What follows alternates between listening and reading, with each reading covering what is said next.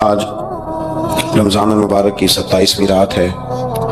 इमाम आज़म अबू हनीफा रहमतुल्लाह अलैह समेत बहुत सारे बुजुर्ग ये फरमाते हैं कि यही लैलतुल क़द्र की रात होती है। अगरचे वो इस बात को तय नहीं करते, लेकिन फरमाते यही अक्सर हमने इसी मकाम पर लैलतुल क़द्र को पाया है। नबी रहमत अलैहिस्सलाम ने सहाबा किराम अलैहिम रिदवान के सामने गुज़श्ता उम्मतों के अहवाल ज़िक्र फरमाए कि 1000 साल उनकी उम्रें होती थी, 1500 साल तक वो जिंदा रहते थे।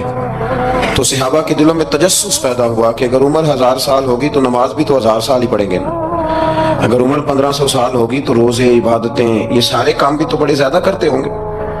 तो ये शौक जब पैदा हुआ तो अल्लाह करीम ने फरमाया कि महबूब मैं एक रात देता हूँ, लैलतुल क़द्र खैरुम मिन अल्फ शहर, जो रात एक होगी पर 1000 महीने से बेहतर होगी। 1000 महीने से ये रात अगर किसी को मुयस्सर आ जाती है और फिर वो सिद्ध के दिल के साथ, यानी तवज्जो के साथ, इन्हिमाक के साथ, एहतसाब की नीयत से, गुनाहों की माफ़ी की नीयत से अगर वो इस रात का क़याम करता है, इबादत करता है, जिक्र करता है, दुआ करता है, तो महबूब करीम अलैहिस्सलाम ने वादा फरमाया है कि अल्लाह उसके पिछले सारे गुनाहों को माफ़ फरमा देगा। दीन, शरीयत, कुरान, इस्लाम ये बहस करने नहीं आया दुनिया में। उलमा जो बहस करते हैं वो तौज़ीहात के लिए, तशरीहात के लिए, तफासीर के लिए, वो उनका मकाम है। लेकिन हम जो अवाम बहस करते हैं तो समझ लें कि दीन बहस करने के लिए नहीं आया, दीन तो अमल करने के लिए आया। इस पर अमल किया जाएगा, अमल की कोशिश की जाएगी। और कुरान मजीद ने कहा मन आमिल सालिहम मिन ज़करिन औ उनसा, जो कोई भी अच्छे अमल करे, चाहे वो मर्द हो या औरत हो, वहुव मुमिनुन, शर्त ये है कि वो मोमिन हो। फलनुहयियन्नहु हयातन तय्यिबा, फरमाया जरूर हम उसे पाकीज़ा जिंदगी अता फरमा देंगे। जो अमल वाले लोग होते हैं उन्हें अल्लाह कौन सी जिंदगी देता है? हयात तय्यबा, पाकीज़ा जिंदगी। अल्लाह पाक, साफ सुथरी, गलाजतों से पाक जिंदगी देता है जो बंदा अमल करता है। तौबा का मतलब ये होता है कि मैं पिछले गुनाह पे शर्मिंदा हूँ और आइंदा ना करने का पक्का वादा करता हूँ। इंसान है, वादे के बावजूद भी कहीं गलती कर लेता है तो अल्लाह माफ करने वाला है। लेकिन वो सारी रात रोता रहा, हर मस्जिद से चीखने की आवाज आई, उसने सारी रात मस्जिद में रो के गुजारी, लेकिन झूठ छोड़ने का उसका इरादा ही कोई नहीं। वो तो कह रहा है 3 दिन का रमजान रह गया है, फिर मैंने देख नहीं लेना तुम्हें। फसाद छोड़ने का उसका प्रोग्राम ही कोई नहीं। वो तो मियाँ तयशुदा बात है कि सवेरे वो दुकान पे जाएगा और सुबह जो बेसन बेचेगा ना समोसे और पकौड़े के लिए, उसमें भी मिलावट करने का इरादा रखता है।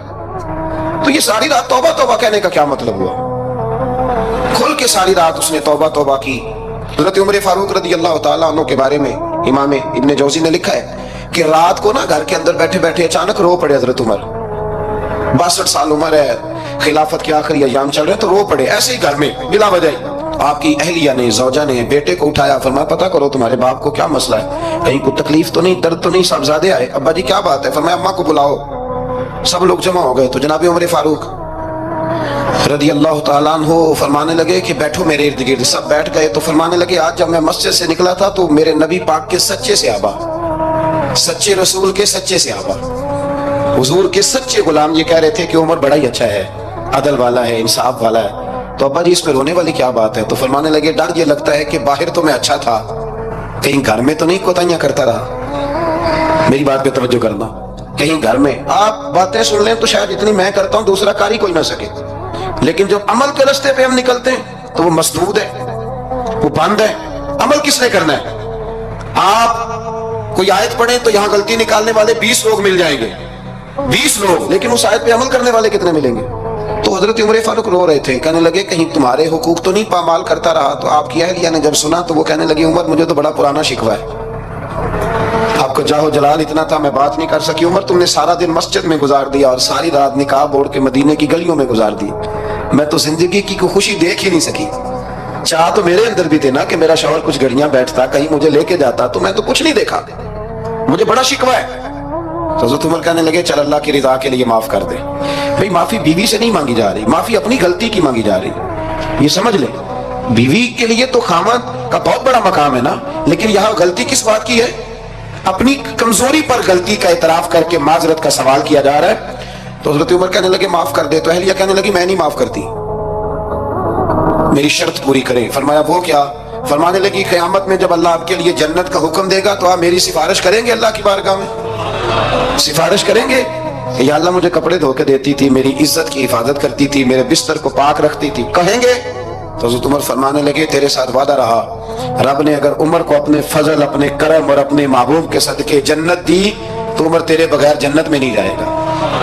عمل کا رستہ، عمل کا رستہ دیکھیں نا، 2 دفعہ استاد بات کرتا ہے، 2 دفعہ، اور کوئی زیادہ، ایک تو ہے نا کہ ایم اے اور جناب ایم ایڈ اور ایم فل اور پھر پی ایچ ڈی قسم کا استاد، ایک وہ جو matric P T C teacher ہے نا، وہ 2 دفعہ اسٹوڈنٹ کو کام کہے تو تیسری دفعہ وہ ناراض ہو جاتا ہے، کہتا ہے میں 2 دفعہ کہا ہے۔ بچے کو آپ 2 دفعہ کہتے ہیں اور اگر تیسری دفعہ کہنا پڑے تو غصہ آتا ہے نہیں آتا؟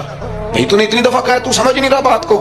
اور اگر اللہ کریم قرآن مجید میں سینکڑوں دفعہ کہے نماز پڑھو، سینکڑوں دفعہ، اور یہ بہانے کر رہا ہے، یہ بھی پروگرام بنا رہا ہے، پھر کہتا ہے میں بے چین رہتا ہوں، میں بے قرار رہتا ہوں۔ عمل کا رستہ اس کو اختیار کریں، آپ سکون میں رہیں گے۔ بد عمل آدمی اور بے عمل آدمی یہ ہمیشہ پریشان رہتے ہیں، ہمیشہ۔ عمل کریں، توبہ کریں تو پھر بدل جائیں، پھر تبدیلی آئے، اور یہ کوئی مشکل کام نہیں، جو بدلنے والے تھے وہ بدل گئے، بڑا کچھ کرتے تھے پر پھر وہ لوگ بدل گئے۔ حضرت فضالہ رضی اللہ تعالیٰ عنہ کہتے ہیں کہ میں بڑا دلدادہ تھا عورتوں کا، اور میرا ماحول یہ تھا کہ میں قتل بھی کر لیتا تھا، معاذ اللہ چوری بھی کر لیتا تھا، اور رات میری طبیعت تھی معاذ اللہ نہیں سے نہیں عورت کے پاس جانا۔ کہتے ہیں ابو جہل نے اعلان کیا کہ جو نبی پاک علیہ السلام کا سر اقدس معاذ اللہ کاٹ کے لائے گا، نقل کفر کفر نہ باشد، 100 سرخ اونٹ انعام ملے گا۔ تو میں نے ارادہ کر لیا کہ میں بہت سارا انعام حاصل کروں گا۔ قرآن مجید میں نا اللہ فرماتا ہے کہ بہت سارے لوگ ایسے ہیں جنہیں اگر میں رزق میں کشادگی دے دوں، زیادہ پیسے دے دوں، فرمایا باغی ہو جائیں، وہ سرکش ہو جائیں۔ یہ بہت سارے لوگوں کو جو اللہ تبارک و تعالیٰ اعتدال میں رکھتا ہے تو یہ ان کے لیے بہتر ہے۔ ہر بندہ دولت کے ہوتے ہوئے نیک ہو سکتا، تو یہ اللہ اگر رکھتا ہے نا اعتدال میں تو شکر کرے اللہ کا، ورنہ تو لوگ عیاشیاں کریں، پتہ نہیں کیا کچھ کر گزرے۔ تو حضرت فضالہ کہتے ہیں کہ میں نے خنجر تیار کیا اور میں نے بغل میں اس کو چھپایا، اوپر میں نے چادر اوڑھ لی۔ اب مجھے پتا تھا ظہر کی نماز کے بعد نبی پاک صلی اللہ علیہ وسلم طواف کعبہ کے لیے، بیت اللہ شریف کے طواف کے لیے جاتے ہیں۔ کہتے ہیں میں بھی اس طرف بڑھا، رستے میں نا وہ خاتون جس کے گھر میں نے رات آنا تھا، میں نے دروازے پہ دستک دی، میں نے کہا کہ تیار رہنا، تیار رہنا، آج میں بڑے پیسے لے کے آؤں گا۔ اسے میں نے یہ کہا اور پھر میں چلا گیا بیت اللہ شریف کا طواف کرنے۔ کہتے ہیں اللہ کے محبوب بھی طواف کر رہے تھے تو میں نے بھی طواف شروع کر دیا۔ ارادہ یہ تھا کہ جہاں نبی پاک علیہ السلام میرے قریب سے گزریں گے تو موقع پا کر میں حضور کے جسم اقدس پر خنجر کھونپ دوں گا اور معاذ اللہ شہید کر دوں گا۔ کہتے ہیں حضور ایک دفعہ بھی میرے پاس سے گزرے تو میں ہمت نہ کر سکا، دوسری دفعہ بھی پاس سے گزرے تو میں ہمت نہ کر سکا، تیسری دفعہ بھی گزرے تو میں ہمت، نبی کریم صلی اللہ علیہ وسلم 2-3 دفعہ گزرے تو فرماتے ہیں کہ مجھے موقع نہ ملا، اس لیے کہ حضور فرماتے ہیں اللہ نے روب کے ساتھ میری مدد فرمائی، دشمن پر میرا روب طاری ہو جاتا ہے۔ فرماتے ہیں جب چکر پورے ہو گئے تو محبوب کریم نہ چھٹے چکر پہ فرمانے لگے فضالہ چکر ایک رہ گیا ہے، بے خبر ہو جو غلاموں سے وہ آقا کیا ہے، ایک پھیرا رہ گیا ہے۔ کہتے طواف مکمل ہو گیا تو محبوب میرے قریب آئے، فرمایا وہ کام کرتے کیوں نہیں جس کے لیے آئے تھے؟ میں نے عرض کی یا رسول اللہ کون سا کام، کیسا کام؟ اندر تو چور تھا نا، بانج فقیروں کسے نہیں ماریا، اے ہوئی چور اندر دا، اندر چور تھا نا۔ کہتے ہیں حضور نے مجھے کندھے سے پکڑ کے ہلایا، فرمایا کرتے کیوں نہیں؟ جب حضور نے ہلایا تو وہ خنجر بھی پیروں میں گرا اور میں بھی رسول اللہ کے پیروں میں گر گیا۔ میں نے کہا حضور مجھے کلمہ پڑھا دیں۔ کہتے ہیں حضور نے پہلے میرے دل پہ دست مبارک پھیرا، پھر میرے نبی نے مجھے کلمہ پڑھا دیا۔ اب نا مرید ہونے والا کہتا ہے کہ جی آہستہ آہستہ میں ٹھیک ہو جاؤں گا۔ اب وہ آہستہ آہستہ کا کیا ترجمہ ہے یہ بالکل سمجھ نہیں آتی۔ بھائی کسی بندے سے 5 لاکھ روپیہ لینا ہے تو اس سے وہ کہتا ہے جی میں آہستہ آہستہ دوں گا، 500 روپیہ دے دیا کروں گا روز کا، تو کہتے ہیں میری رقم خراب ہوتی ہے، پورے دو۔ اور نیکی کی بات جب آتی ہے تو کہتے ہیں حضرت صاحب دین اتنا سخت نہیں ہے، میں آہستہ آہستہ ٹھیک ہو جاؤں گا۔ اب میں مغربی شاپ پڑھنی شروع کر دیا میں نے، اب میں تسبیح لے لی ہے کل میں نے، بھی آہستہ آہستہ میں ٹھیک ہو جاؤں۔ یعنی رقم لینی ہو تو وہ آہستہ آہستہ قبول نہیں ہے، لیکن اور مکان کی رجسٹری اگر کرانی ہو تو مالک مکان کہے کہ آہستہ آہستہ کرا لو، کہتے ہیں پیسے پورے دیے، سویرے چل اور بیان دے، یہ کیا بات ہے؟ یہاں یہ جو ہمارا ماحول تھا نا کر لیں گے ہو جائے گا، یقین کریں لوگ قبروں میں چلے گئے ہیں پر مسجدوں میں نہیں آئے، ہر کام سے لوگ ریٹائر ہوئے پر گناہوں سے ریٹائر نہیں ہوئے، آخر تک تباہی اتر گئی لیکن لوگ بدلنے کو تیار نہ ہوئے۔ حضرت فضالہ کہتے ہیں ابھی میں نے کلمہ پڑھا ابھی میں واپس آیا، رستے میں وہ بی بی کھڑی تھی، کہتے میں وہ شخص تھا کہ عورتیں مرتی تھی میرے اوپر اور کسی کی جرت تھی کہ وہ آئے بائیں شائیں کرے، لیکن فرماتے ہیں میں بی بی کے پاس سے گزر گیا، پہلے تو اس کا خیال تھا رکے گا، لیکن جب میں رکا نہ تو دروازے پہ آئی، اور جب میں گزر گیا تو اس نے آواز دی، لیکن میں نے سنی انسنی کر دی، جب آگے بڑھا تو میرے پیچھے دوڑی۔ فرماتے ہیں مجھے پکڑ کے کہنے لگی فضالہ تجھے کیا ہوا، تو وہی نہیں جو یہاں سے گیا تھا؟ آپ فرماتے ہیں میں کبھی نہیں رویا تھا، میں کبھی نہیں رویا تھا، اور جب کہا نا تو وہی نہیں، کہتے میں نے سر اٹھایا تو میری آنکھوں میں آنسو تھے، میں نے کہا میں جو گیا تھا وہ نہیں ہوں، اب تو میں محمد عربی کا غلام بن گیا، اب میں وہ نہیں ہوں، اب نہیں ہو سکتا کہ کوئی میری نظر میلی ہو جائے، یہ کیسے ممکن ہے؟ اب نا اسلام کی تعریف ہم نے یہ کی ہے کہ خبردار کوئی ہمارے قریب نہ آئے، ہم کسی کو بات نہیں کرنے دیتے کہ ہم مسلمان ہیں، ہم بات نہیں کرنے دیتے۔ پتہ کیا بات ہے، ایک میری یہ تقریر ہوتی ہے ممبر پہ، اور ایک میرا عمل ہوتا ہے جب میں سفر کرتا ہوں، جب میں گاڑی میں بیٹھتا ہوں، جب میں دوستوں سے ملتا ہوں، جب ان دونوں باتوں میں تضاد آتا ہے نا، تضاد، تو لوگ تقریر کو جذبات نہیں کہتے، ایک فن بن جاتی ہے تقریر۔ آپ کو پتہ ہے نا واعظین نعت خواں کہتے ہیں میں نے محفل لوٹ لی، پھر لوگ شمار کرتے ہیں کتنے لوگوں نے سبحان اللہ کہی، پھر لوگ شمار کرتے ہیں کہ آج 5 بندے روئے بھی تھے جب میں تقریر کر رہا تھا، تو پھر یہ فن ہے، یہ جذبات کا اظہار۔ سمجھ لیں بات کو کہ عمل جب آپ نہیں نہ کرتے عمل، تو آپ خود بڑے بے چین رہتے ہیں کہ یار یہ میں کیا کر رہا ہوں، یہ کون سا گورکھ دھندا ہے کہ میرا عمل صفر ہوتا جا رہا ہے۔ ہمارے ایک استاد تھے تو وہ فرمایا کرتے تھے کہ اگر پڑھے لکھے آدمی کو تم بے عمل دیکھو تو اس سے دور ہٹ جایا کرو، ورنہ تمہیں بھی بے عمل کر دے گا۔ میں نے ان سے عرض کی، میں نے کہا حضور یہ کیا ہے؟ تو فرمانے لگے اپنے حضرت صاحب سے پوچھنا، وضاحت کریں گے۔ میں نے حضرت صاحب سے کہا جی عجیب بات کر دی ہے، علم والے بندے کے پاس بیٹھ کے تو علم آتا ہے، تو وہ فرما رہے تھے کہ علم والے بندے کے پاس اگر وہ بے عمل ہو تو بالکل نہ بیٹھنا، تو حضرت صاحب فرمانے لگے انہوں نے صحیح کہا ہے۔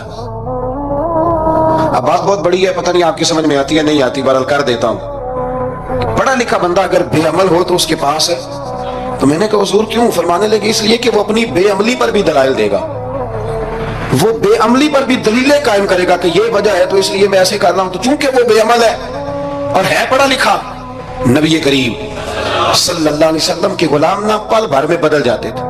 اور اللہ تعالیٰ بھی نا بڑے موقع دیتا ہے ہمیں، بڑے موقع۔ حضور نے فرمایا جس نے ایمان اور احتساب کی نیت سے روزے رکھے وہ نئی زندگی کا آغاز کرے، اس لیے کہ اللہ نے اس کے پچھلے سارے گناہ معاف فرما دیے۔ میرے نبی کریم علیہ السلام نے فرمایا جو شخص بیمار ہو گیا، مریض ہو گیا، اور نسائی شریف میں فرمایا کہ 3 دن تک بستر پہ رہا اور اس نے شکوہ نہ کیا اللہ کا، اور جب وہ شفا یاب ہو کے بستر سے اٹھا ہے نا تب اللہ نے اس کے پچھلے سارے گناہ معاف فرما دیے۔ اور فرمایا جو حج کرنے گیا، حج کر کے واپس آیا، اللہ کے حبیب فرماتے ہیں یوں سمجھے کہ میں آج ہی ماں کے پیٹ سے پیدا ہوا۔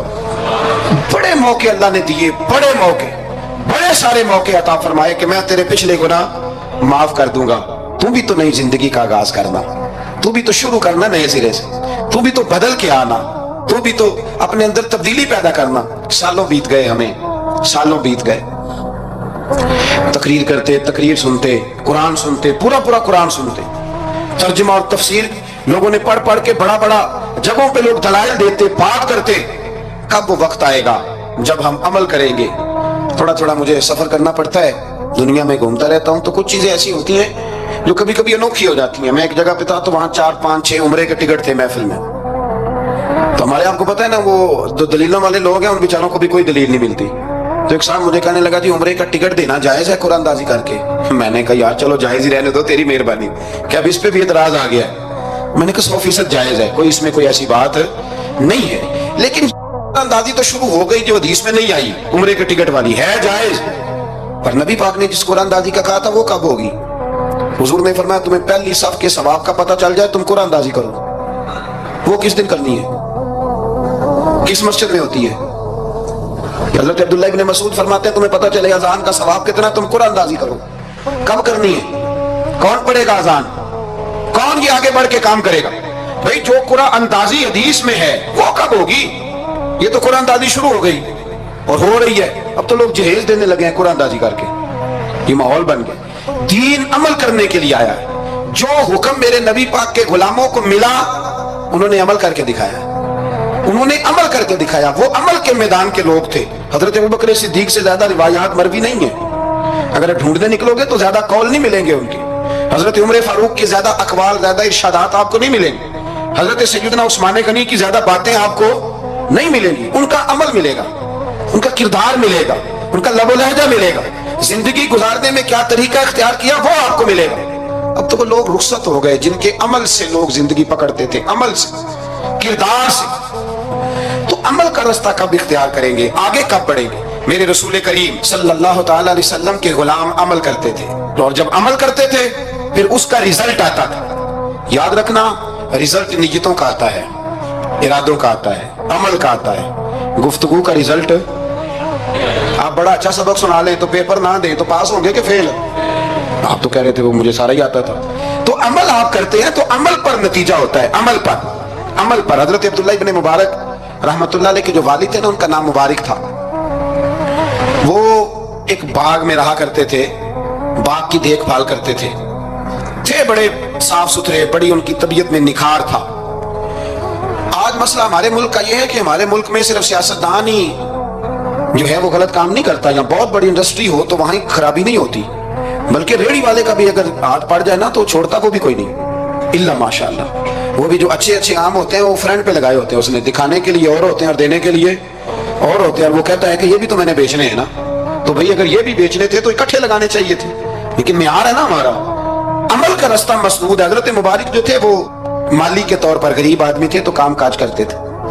تو ایک دن باغ کا مالک آ گیا، اس نے آ کے آپ سے کہا کہ کنوں کا باغ تھا، اس نے کہا کہ لاؤ ایک، کنوں لا کے دیا تو کھٹا تھا، اس نے کہا یہ نہیں ٹھیک، دوسری درخت سے لاؤ، دوسرے سے لائے تو وہ بھی کھٹا تھا، تیسرے سے لائے وہ بھی کھٹا تھا۔ کہنے لگا بیٹے کتنے سال ہو گئے تمہیں؟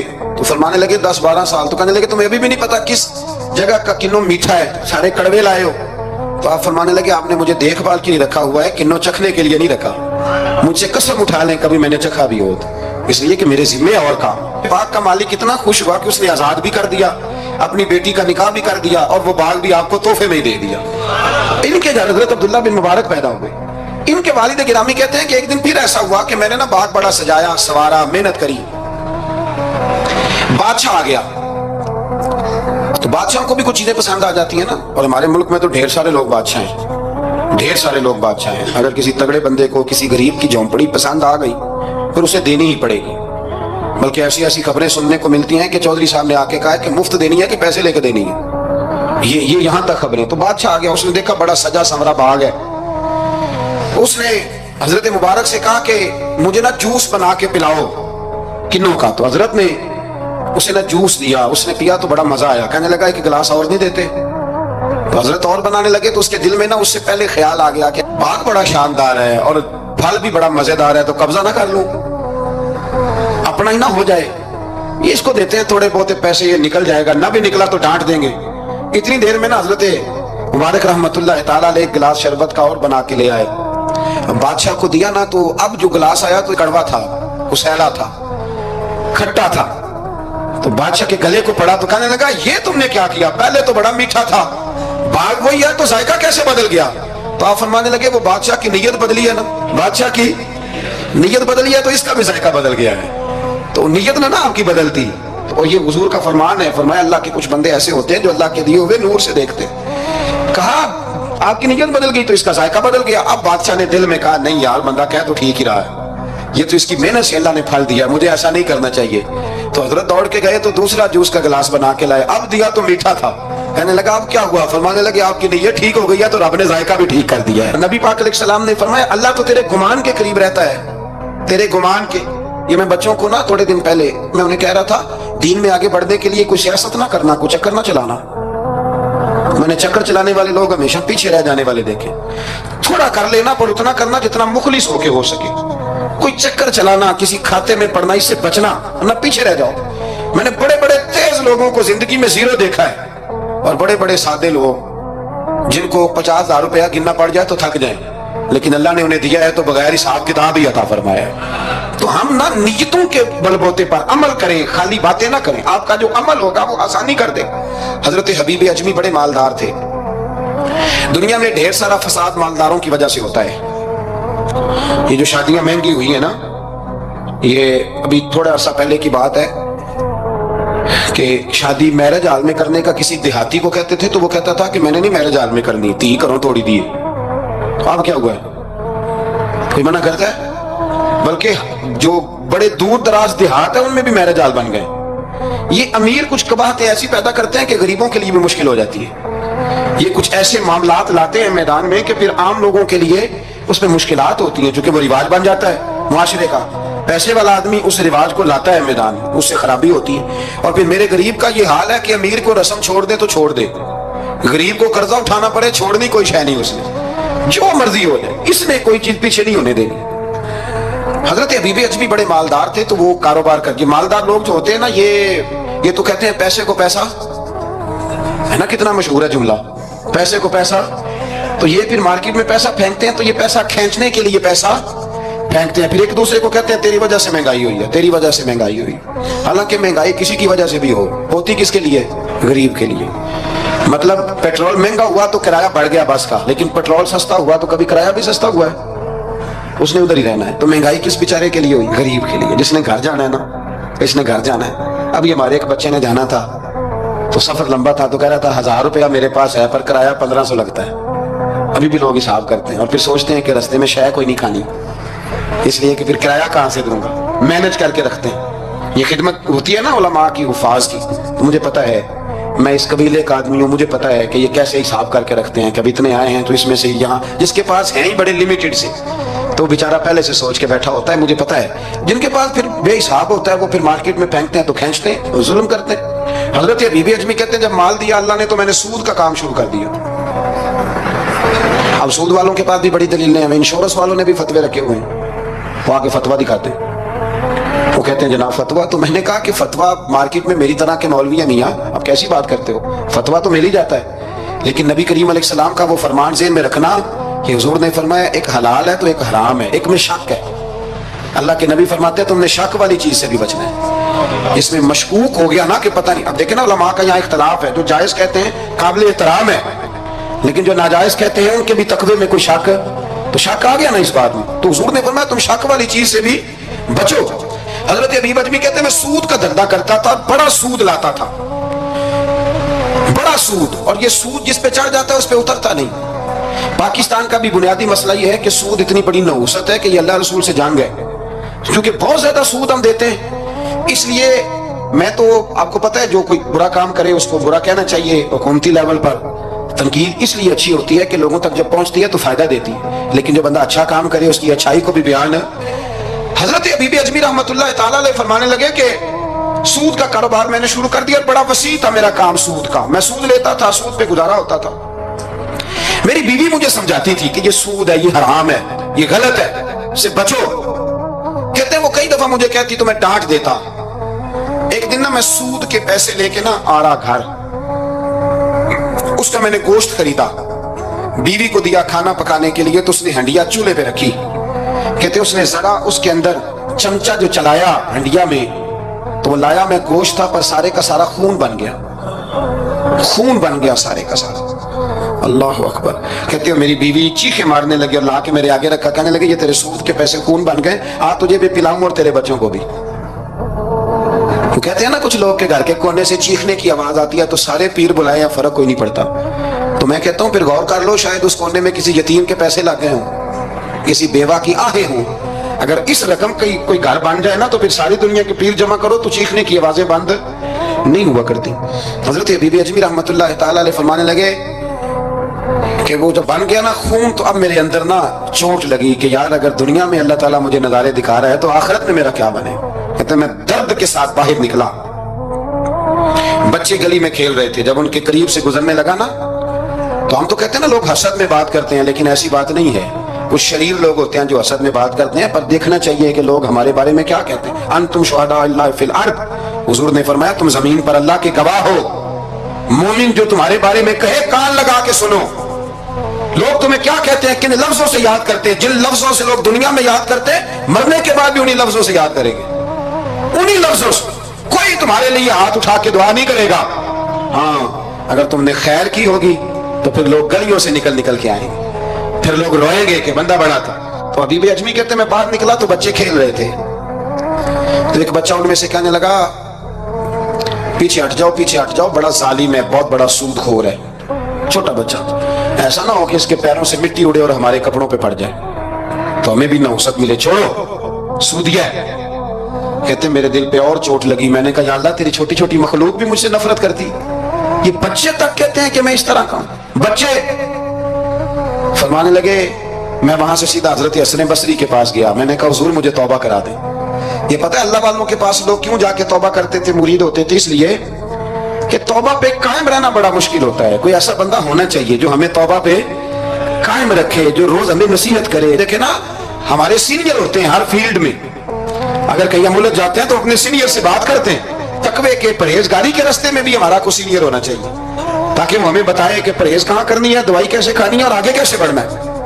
فرمانے لگے میں حضرت حسن بصری کے پاس گیا, توبہ کی, معافی مانگی, گڑ گڑایا, بڑا رویا.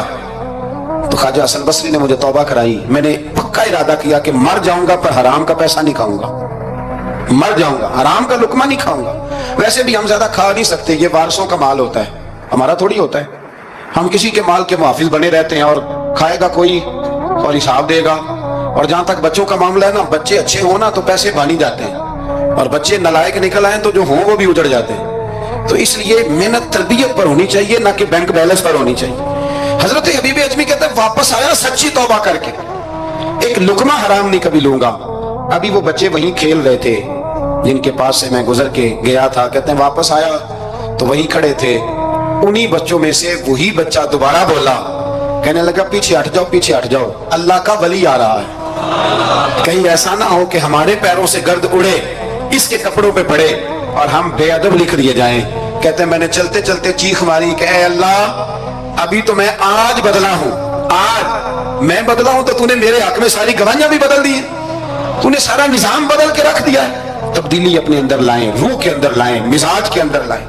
یہ شب قدر کی رات ہے, توبہ اور استغفار کریں, لیکن بدلنے کے ارادے سے, چھوڑنے کے ارادے سے. اعلیٰ حضرت فاضل بریلوی رحمت اللہ علیہ جب ذی الحج کی آخری رات ہوتی تو فرماتے صبح سال بدل رہا ہے تو ہمیں بھی بدل جانا چاہیے. لوگ پوچھتے حضور کیا بدلیں؟ فرمایا جو ایک سپارہ پڑھتا تھا 2 کر دے, اور فرمایا جو اپنے آپ کو خوش کرنے کے لیے باتیں کرتا تھا وہ باتیں کم کر دے. آج نہ کچھ بدلنے کا پروگرام بنائیں, اپنے رب کریم کے ساتھ دل ہی دل میں وعدے کریں کہ کچھ عادتیں ہم چھوڑیں گے. یہ غلط بات ہے کہ عادتیں چھوٹا نہیں کرتی. حضور عادتیں تو بدلنے آئے ہیں دنیا میں, عادتیں بدل جایا کرتی. اپنے آپ کو بدلیں اور اپنے اندر تبدیلی پیدا کریں, پھر خدا کے رزلٹ کا انتظار کریں, پھر دیکھیں اللہ کس طرح کے فیصلے فرماتا ہے. آپ ارادہ کریں, آپ پروگرام بنائیں, آپ ذہن اپنا بنائیں کہ میں نے نہ کچھ بدل جانا ہے, اب میں نے اندر کچھ اپنے تبدیلی پیدا کرنی ہے. نکل آئیں. 2-3 گزارشات جاتے جاتے آپ سے عرض کروں. ایک تو زندگی میں کچھ کام ایسے کریں کہ جن کاموں کا مجھے پتا ہو یا میرے رب کو پتا ہو, کسی انسان کو خبر نہ ہو.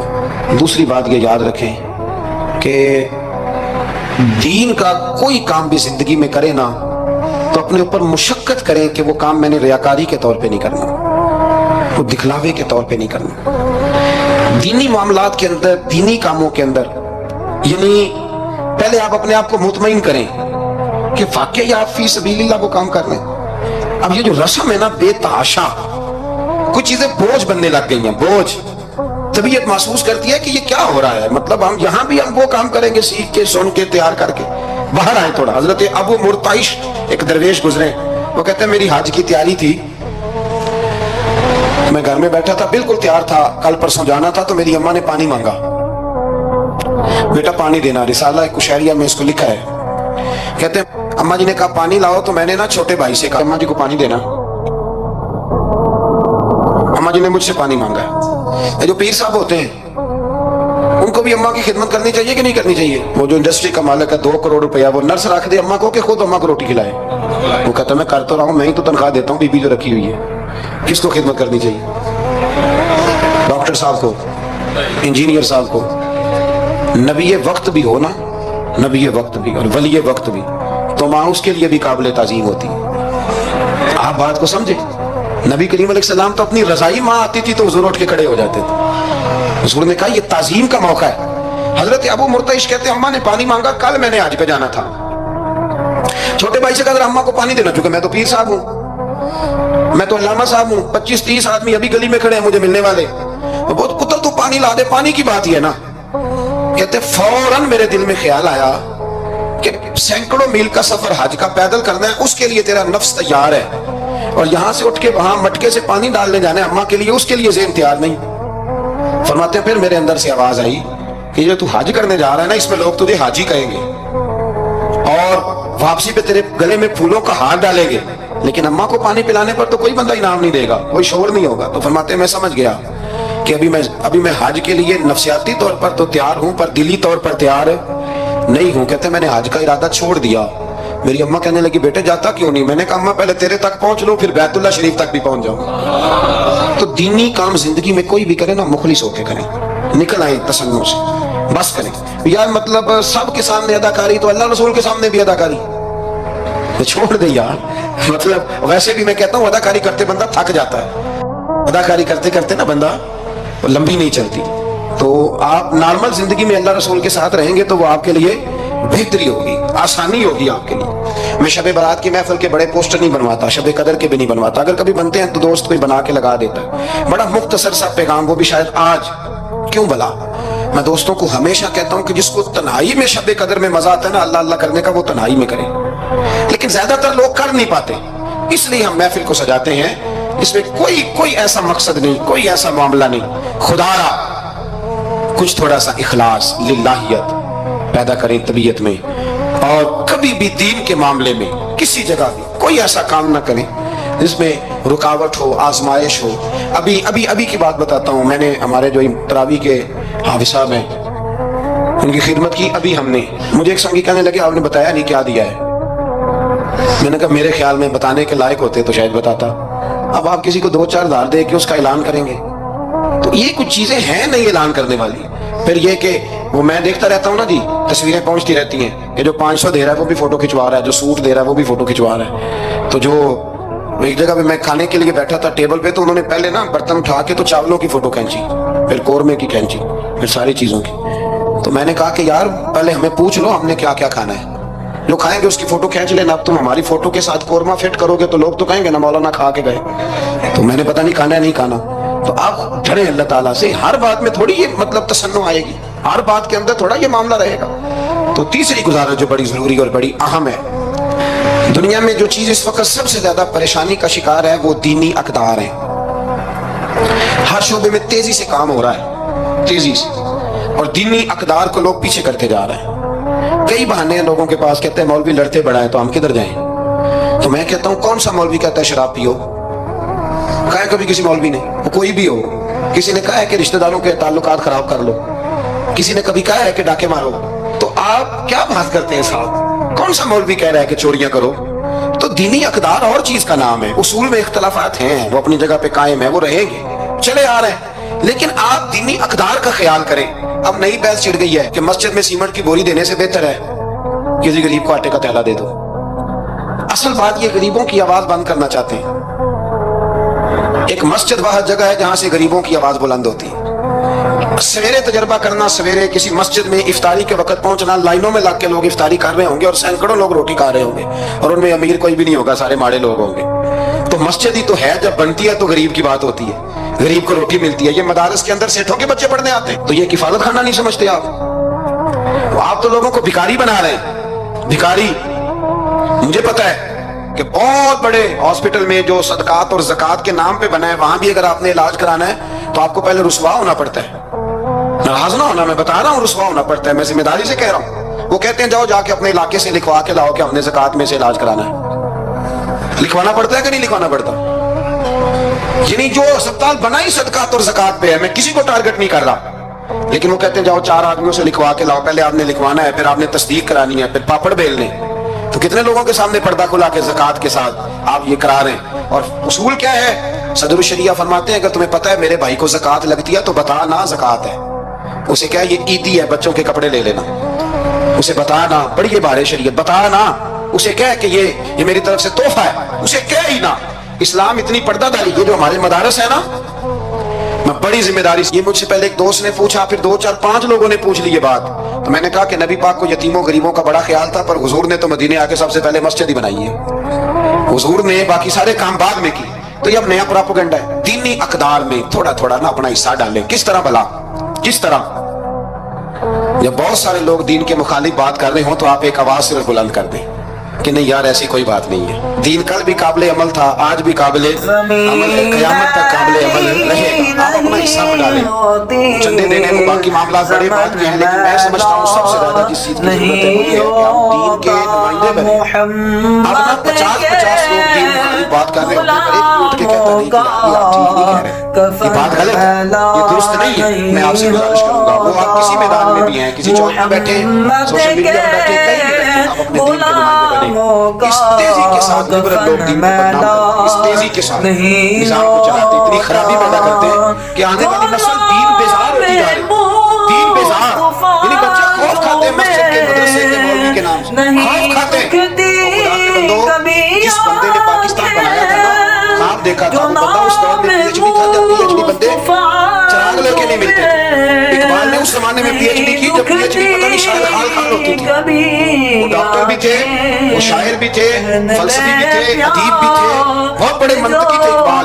اور ردیف قافیہ مجھے تھوڑی سی دلچسپی ہے شاعری سے, پر میں تنگ رہ جاتا ہوں جب اقبال کو پڑھتا ہوں کہ پتہ نہیں لفظ اس بندے کے سامنے آتے ان میں کھڑے رہتے تھے استعمال کرتے, لیکن اس بندے نے علامہ کہلانا پسند کیا. اسے کوئی علامہ کہتا تھا تو اقبال راضی ہوتے تھے, فرماتے تھے جبکہ مجھے علامہ کہتا ہے تو مجھے یوں لگتا ہے کہ میں مصطفیٰ کے دین سے جڑا ہوں. وہ پسند کرتے تھے یہ بات کہنا, پسند کیا اس شخص نے. یہ آپ سمجھے, سرما تھا میری آنکھ کا خاک مدینہ و نجف, یہ پسند کیا اس بندے نے یہ بات کہنا. اس نے پسند کیا اپنے آپ کو رسول اللہ صلی اللہ علیہ وسلم کا غلام کہنا. آپ سمجھے, نہ جہاں میں کہیں بھی امان ملی, جو امان ملی تو کہاں ملی. کہنے لگے میرے جرم خانہ خراب کو تیرے عفو بندہ نواز. تو اس لیے دین کے آپ محافظ بنے, اور میرے سے زیادہ آپ کی آواز بلند ہوگی. جب ایک اسٹوڈنٹ پینٹ شرٹ پہن کے دین کی بات کرے گا تو لوگ کہیں گے نہیں رمق ہے, اس کو یہ کہہ کے بند نہیں کریں گے تو تو مولوی ہے تیری. تو میں آج شب قدر میں آپ سے گزارش کرتا ہوں, میں منت کرتا ہوں, اپنا بڑی تباہی ہو گئی ہے. میری نسل کے آنے والے بچے دین بیزار ہو گئے, وہ ڈرتے ہیں, شب قدر کی راتوں میں مسجدوں میں نہیں آتے, شب برات کی راتوں میں مسجدوں میں نہیں آتے. ایک تیزی سے جال پھینکا گیا ہے اور کافر اس میں کامیاب ہے. خدا را واپس لوٹو, اپنے دین کے نمائندے بنو. اقبال کہا کرتے تھے میری زندگی کا مقصد تیرے دین کی سرفرازی, میں اسی لیے مسلمان, میں اسی لیے نمازی. کہنے لگے یا رسول اللہ میں مسلمان بھی اس لیے ہوں کہ میں دین کی بات کروں گا, اور نماز بھی اس لیے پڑھتا ہوں کہ تیرے دین کا جھنڈا بلند ہوگا. پر دین نبی دا وانگ یتیمہ رووے تے کرلاوے, تے آکھے میں کتھوں لبا عمر بہادر جڑا مینوں سینے لاوے. بڑی قسم پرسی ہے, دین کے نمائندے بنو, دین کی ذمہ داریوں پر آپ اپنا کردار ادا کرو, یہ بڑا ضروری ہے. تھوڑی منصوبہ بندی دین کے لیے بھی کرو. اگر پروفیسروں میں, ڈاکٹروں میں, انجینئر لوگوں میں, سیاستدانوں میں آپ کو اچھے لوگ مل جاتے ہیں اور آپ دل و جان سے ان پہ قربان ہونے لگتے ہو, تو کوئی دیندار بھی تلاش کاری لو, انشاءاللہ بڑے بڑے اچھے لوگ مل جائیں گے, اور اللہ کے فضل سے مل جائیں گے, اللہ کے کرم سے مل جائیں گے. اور یہ وہ والا کھیت ہے جو اکثر سرسبز و شاداب ہی رہتا ہے, اکثر سرسبز و شاداب ہی رہتا ہے. اکثر اس کے اندر خوبصورتی اور پھل پھول اور پودے لگے رہتے ہیں. جو میں نے کہا, میں دعا کرتا ہوں اللہ اسے قبول فرمائے. جہاں ہم بھول گئے میری دعا ہے اللہ ہم سے درگزر فرمائے. خیر کی بات کی اللہ ہمیں توفیق عطا فرمائے.